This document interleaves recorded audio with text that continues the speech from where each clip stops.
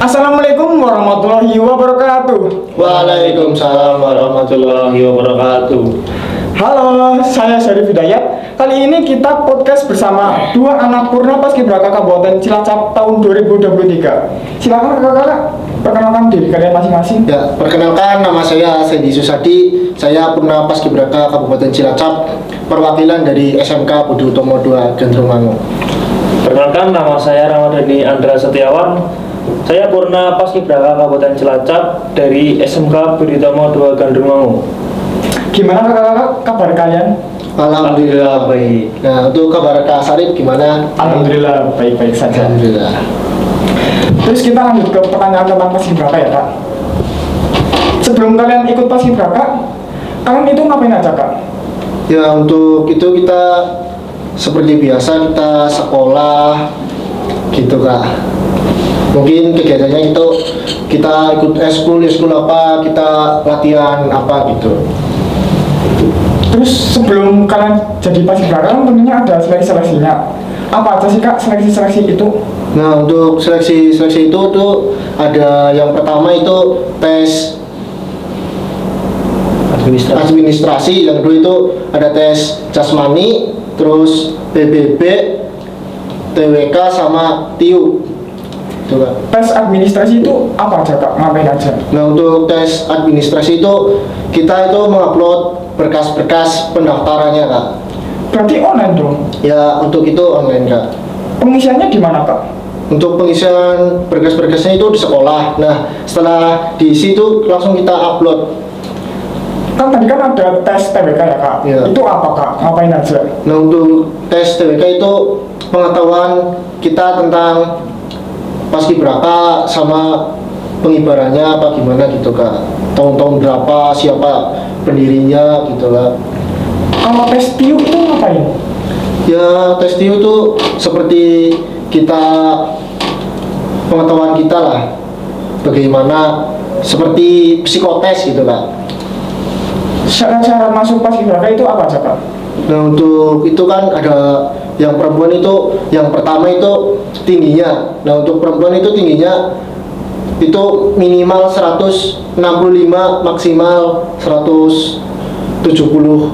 Nah, untuk laki-laki itu minimal tinggi 170 dan maksimal itu 180 gitu Kak mungkin. Pas seleksi dari SMK Budi Utomo 2 Gandrumangu itu membawa 3 anak doang apa gimana kak? Nah, untuk seleksi itu kita membawa 5 anak Kak.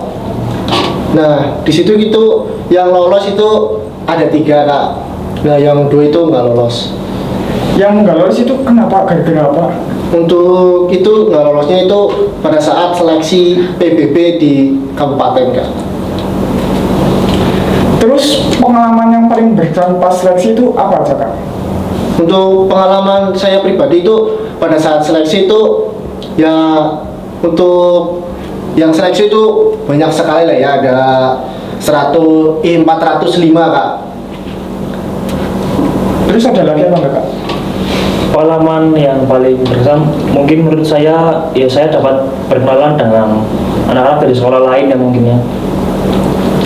Terus sebelum kalian ikut Paskibraka Kabupaten Cilacap, apakah kalian mempunyai prestasi yang lain? Untuk kami dulu juga pernah ikut lomba PBB, alhamdulillah juara 1 Madya Potensial Tingkat apa itu kak? tingkat nasional. Terus apa kak Sandi? Untuk saya ya sama, ada sama Kak Andra itu, dan juga itu Paskibraka kecamatan sama juga sama Kak Andra. Paskibra. Iya, Paskibraka kecamatan. Kan itu kan ada Paskibra sama Paskibraka. Bedanya antara dua itu apa kak? Kalau Paskibraka itu kan pasukan pengibar bendera pusaka yang tugasnya itu di kabupaten atau kota, terus provinsi atau di nasional. Kalau Paskibra biasanya itu di sekolah-sekolah atau di kecamatan. ya, seperti itu. Kalian di Paskibraka jadi bagian apa? Kalau saya sendiri di Paskibraka itu jadi komandan Paskibraka sama di pasukan 8. Itu pas jadi komandan itu tugasnya ngapain aja kak? Pas jadi komandan itu saya memimpin pasukan waktu pengukuhan di pendopo Kabupaten Cilacap. Kalau Kak Sandy, Untuk saya ya, saya di pasukan 17. Nah, itu kan beda-beda yang masing-masing bagiannya. Itu ditentukan dari apa Kak? Itu kan menurut sudut pandang pelatih. Jadi pelatih dua dinilai dari gerakan sih. Kalau pelatih nilai gerakan Kak Sandy kurang bagus ya Kak Sandy gak jadi pasukan 8. Kalau bagus ya mungkin bisa. dan tinggi badan juga, Kak. Tinggi badan pasti kalau yang tinggi itu di depan, Kak, rata-rata. Jurus.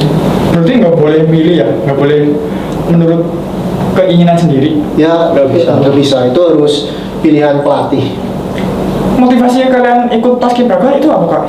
Untuk saya ya, yang pertama itu membahagiakan kedua orang tua saya. Yang kedua itu buat nama sekolah. Yang ketiga untuk batu loncatan untuk cita-cita saya ke depannya. Untuk membahagiakan orang tua kan nggak harus ikut jadi paskibraka. Kalian mengapa ikut jadi paskibraka?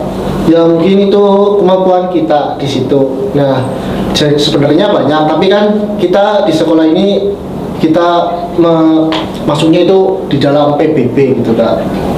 Berarti kalian ikut ekskul PBB apa ekskul apa Kak? Untuk saya dan Kak Andre itu mengikuti ekskul pramuka, dan di situ saya juga mengikuti PBB. Terus pas sesi latihan di paskibraka itu berapa lama Kak? Sesi latihan. Iya sesi latihan. Latihan pas masuk. Pas udah jadi paskibrakanya Kak. Oh, itu sekitar 3 mingguan lah. Terus satu hari itu berapa kali Kak latihan? Satu hari itu kan dari pagi sampai sore. Ya. Jadi itu latihan 3 sampai 4 kali. Kan latihannya pagi sama sore. Malamnya itu ngapain aja Kak? Kalau malam kita biasanya ada pemateri dari luar yang mungkin bisa memotivasi, terus juga sama evaluasi dari para pelatih. Sharing-sharing juga gitu, Kak. Tempat istirahat kalian di mana Kak? Kalau kami di hotel, Hotel di Cilacap sebelah stadion. Itu per ruang kamar berapa anak? per kamar itu 5 anak. Kalian itu bareng apa dipisah? Saya sama Kak dipisah. Terus pas masa latihan, kalian ada pengalaman yang pernah dimarahin atau gimana Kak? Ya untuk saya ya, alhamdulillah enggak. Pastinya ya kalau ada kesalahan pastinya ada gitu. Kalau Pak Andre sih, Tentunya pernah, karena kesalahan ya pernah dimarahin lah. itu kesalahannya gara-gara apa Kak? Gara-gara suara pas jadi komandan itu kan pas pembukaan suaranya itu kurang keras, jadi ya dapat porsi lah. Pas masa-masa latihan itu apa aja yang dilatih? Mental, kesehatan itu semua apa gimana? Ya pastinya itu fisik, mental, fisik gitu, Kak. Dan juga PBB-nya itu paling utama itu fisik sama mental dan PBB. Jumlah anak paskibraka itu berapa anak sih Kak? Kalau jumlah paskibraka kemarin di Cilacap itu 74. 74? Ya. Ya untuk yang Ibren itu aja 70. Kan banyak banget tuh anak-anak paskibraka. Cara berbaur kalian gimana Kak? Ya untuk cara berbuat kita ya kan kita ada makan pagi, makan siang dan makan malam. Nah di situ itu kita harus setiap makan itu di meja itu beda orang, Kak. Nah di situ itu harus laki-laki perempuan, nggak boleh laki-laki sama laki-laki gitu, Kak. Tapi nggak boleh suap-suapan juga kan? Ya nggak boleh pastinya. Pasti kan harus makan sendiri, mandiri, Kak. Terus pengalaman yang paling mengesankan pada ikut paskibraka itu apa aja Kak? Nah untuk pas itu yang paling mengesankan itu pada saat ada yang ulang tahun, Kak. Itu kenapa pas ulang tahun itu kenapa? Nah itu kan ada yang dirayain gitu. Iya. Nah dari ininya itu Tapi di prank di prank dulu. Differentnya itu kenapa?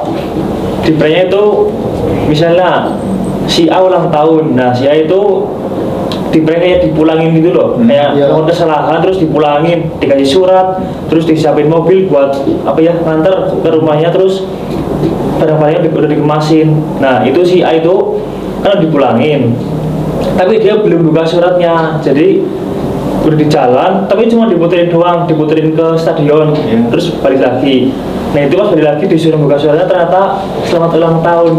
Nah di situ langsung semuanya pada terharu, ya. bahagia.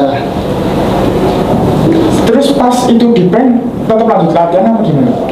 Ya itu kan udah sore, Ya. jadi kita setelah itu kan kita ada potong-potong roti. Setelah selesai kita langsung bersih-bersih, sholat. Setelah itu lanjut belajar malam. Kenapa sih kak paskibraka itu pada latihan menekankan nilai-nilai kebangsaan dari segi mental, kesehatan, terus fisik, itu kenapa kak? Ya karena paskibraka itu harus kuat fisik, mental, dan kesehatan. Kalau kesehatan kita bagus tapi mental kita jelek ya percuma ibaratnya. Terus juga kalau fisik kita bagus, kesehatan kita bagus tapi nggak ada mental, Ya percuma. Berarti semuanya harus seimbang ya? Harus Ya, maksimal. seimbang. Terus dalam paskibraka, menurut kakak apa aja yang paling susah? Menurut saya pada saat formasi. Formasi. Itu kenapa kak? penyesuaian kaki itu biasanya nggak seirama. Kadang-kadang ada yang berhentinya sekarang, kadang ada henti gerak gitu loh, Ya. nggak kompak. Ada yang hentinya kaki kanan, ada yang kiri. Terus gitu dong kak?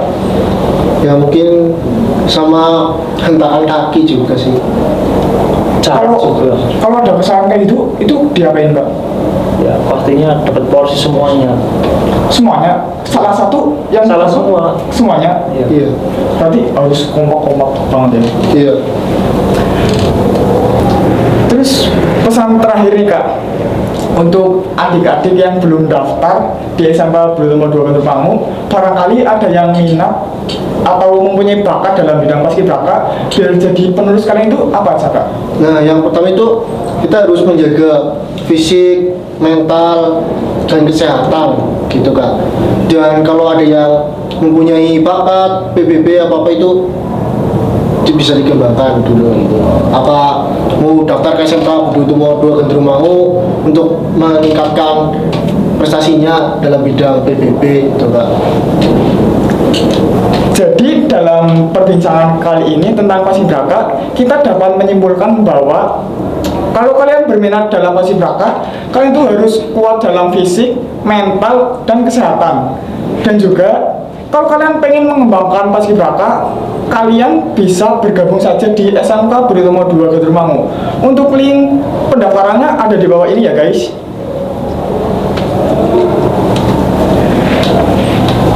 Cukup sekian dari perbincangan podcast bersama Purna Paskibraka Kabupaten Cilacap.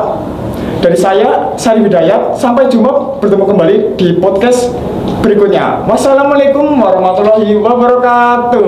Waalaikumsalam warahmatullahi wabarakatuh.